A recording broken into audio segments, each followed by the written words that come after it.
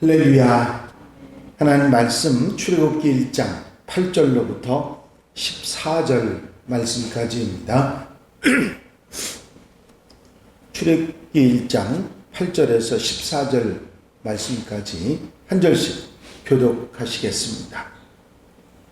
요셉을 알지 못하는 새 왕이 일어나 애굽을 다스리더니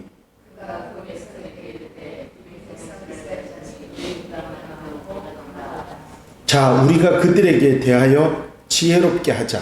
두렵건대 그들이 더 많게 되면 전쟁이 일어날 때에 우리 대적과 합하여 우리와 싸우고 이 땅에서 나갈까 하노라 하고,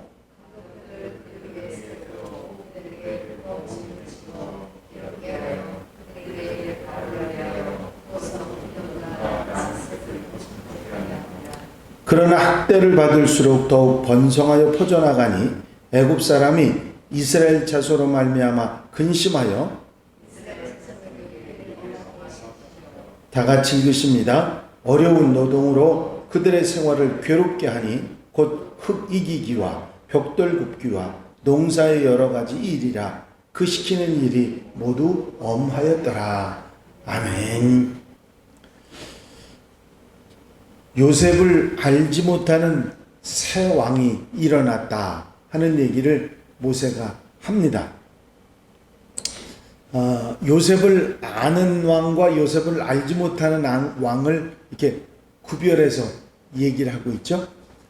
요셉을 아는 왕이라고 하는 얘기는 무엇을 이야기하냐면, 요셉을 아는 왕은 요셉이 애굽을 위해서 얼마나 애를 썼는지, 애굽이 기근이 있고 나라가 망하고 백성이 굶어 죽을 지경에서 나라를 구원한 사람이라고 하는 거.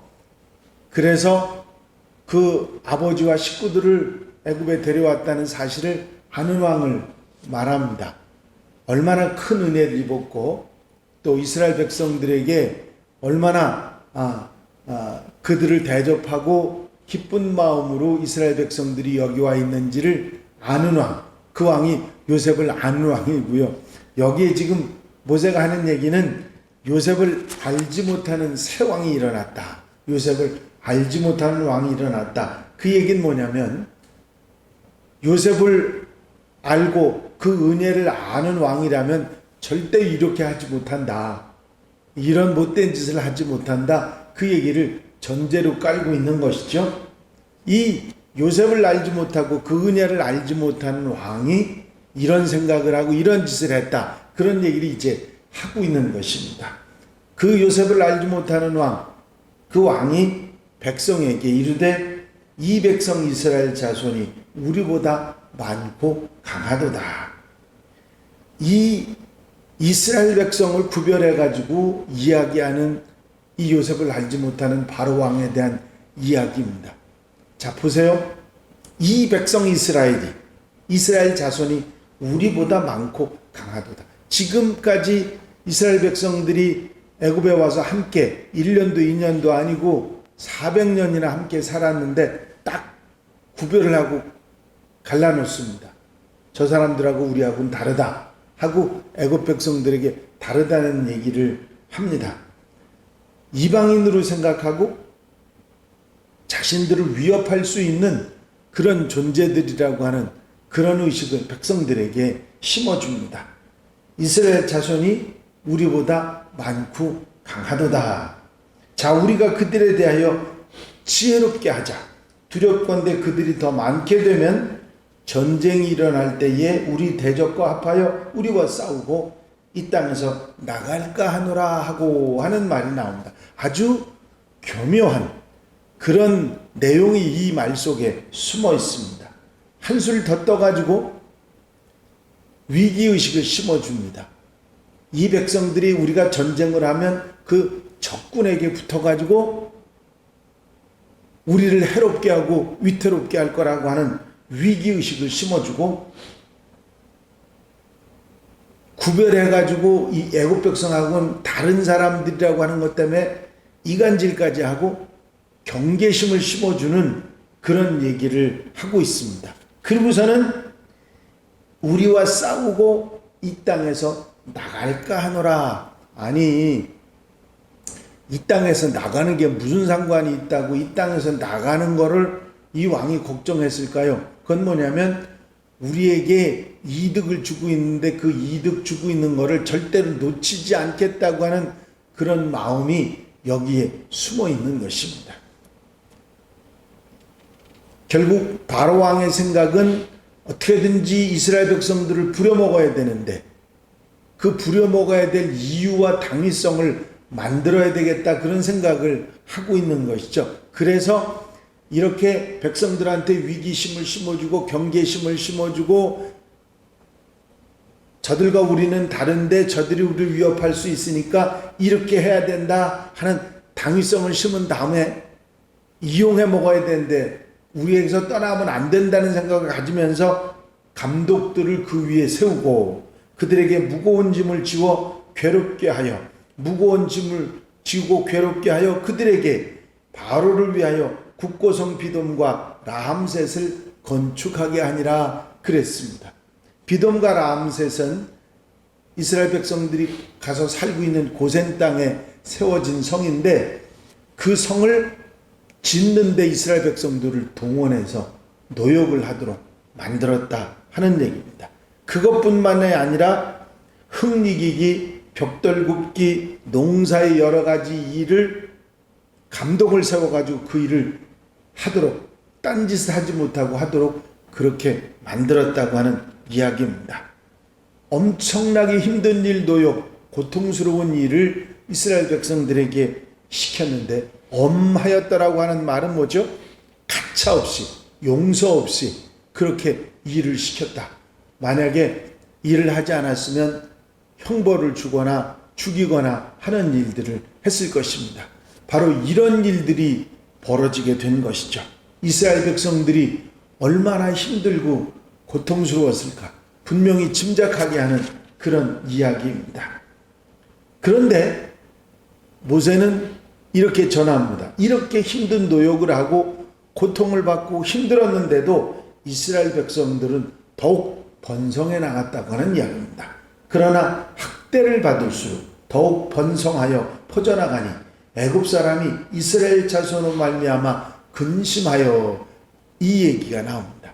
애굽 사람, 이제는 바로 왕의 근심이 아니라 애굽 사람들의 근심이 된 것입니다. 학대받을수록 이스라엘 백성들은 더 늘어났고 애굽 사람들은 더 엄하게 노역을 시키고 이러면서 아주 서로 간의 관계가 불편해지고 악순환이 계속되는 일이 벌어졌던 것입니다. 일촉즉발 뭔가 문제가 터질 수밖에 없는 그런 상황이 자꾸 만들어지고 있었던 것이죠.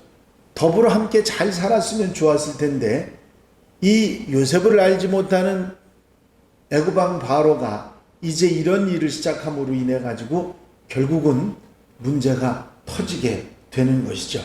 이 이야기 가운데 우리가 생각할 수 있는 게, 깨달을 수 있는 교훈이 있습니다. 그건 뭐냐면 시간이 지나가면 아무리 큰 은혜라도 잊어버리게 된다는 거죠. 요셉이 그랬죠. 나라를 구하고 백성을 구했는데도 그 요셉을 모르는 왕이 태어나니까, 왕이 주기를 하니까 은혜를 싹 잊어버린 겁니다. 이스라엘 백성들에게 받은 은혜를 잊어버렸던 거죠. 은혜를 잊어버리면 함부로 하게 되는 것입니다. 이 바로 왕이 그랬습니다. 악한 꾀는 결국 죄의 열매를 맺게 됩니다. 이 바로 왕이 걱정하고 있는 게 뭐냐면 그들이 번성하는 게 걱정이 아니라 애굽을 떠날까 걱정을 했어요. 그들을 이용해 가지고 많은 걸 할 수 있는데 떠나버리면 안 되겠다고 하는 걸 걱정을 했거든요. 근데 결국은 그 걱정했던 떠나는 일이 바로 출애굽기의 출발점이 됐던 것이죠.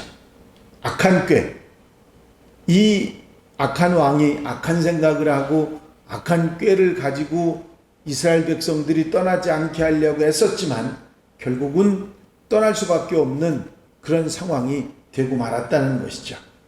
하나님의 뜻은 여러 가지 인간적인 방법이나 환경이나 이런 것을 다 이용하셔도 어려움과 힘든 가운데서도 이루시는 역사가 있는 줄로 믿습니다.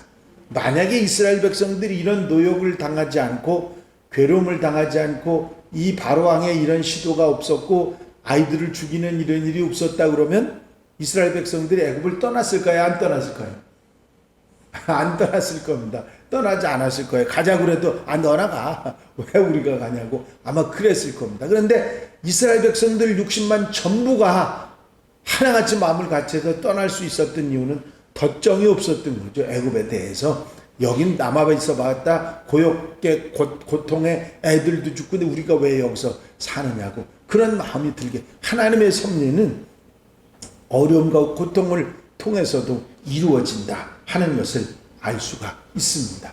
악이나 죄는 특성이 뭐냐면 그걸로 끝나는 게 아니라 점점 더 늘어나고 가중된다는 거죠.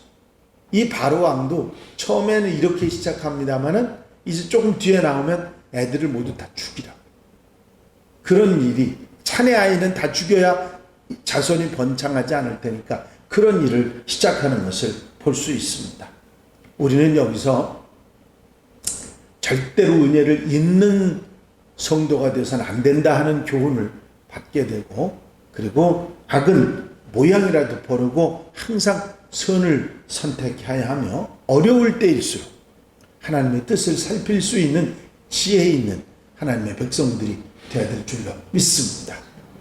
늘 언제 어디서나 어떤 상황이 되더라도 하나님의 은혜를 잊지 않는 사람, 악을 버리고 항상 선을 택하는 사람, 어려울 때일수록 더욱 소망을 가지고 하나님과 함께 사는 그런 사람들이 될 때 하나님의 인도하심, 구원의 역사하심 속에서 살아가는 하나님의 백성들, 또 일꾼들이 될 줄로 믿습니다.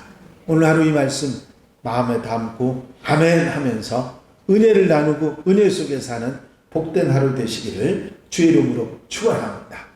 축원합니다. 기도드리십니다.